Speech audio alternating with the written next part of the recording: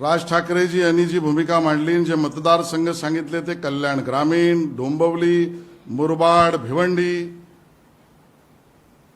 आणि मतदारांची नावं पण काय घेतलीत? प्रभाकर तुकाराम पाटील, राम माधू भोईर, गजानन पुंडलिक भोईर. तुष्टीकरणाचा कळस घातला या लोकांनी, तुष्टीकरणाचा. निवडणूक यादी विशुद्धच असली पाहिजे, ती शुद्धच असली पाहिजे, हे आमचंही म्हणणं आहे. पण आमची भूमिका त्याबद्दली खूप स्पष्ट आहे.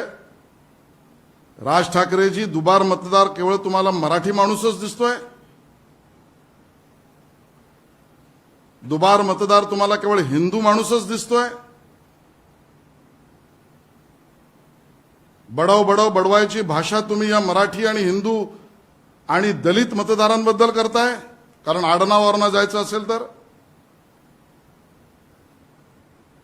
सरळ मिळेल तिकडे फटकवा. हे उद्धवजी ठाकरे यांची भूमिका या भूमिपुत्रांच्या विरोधातली दिसते.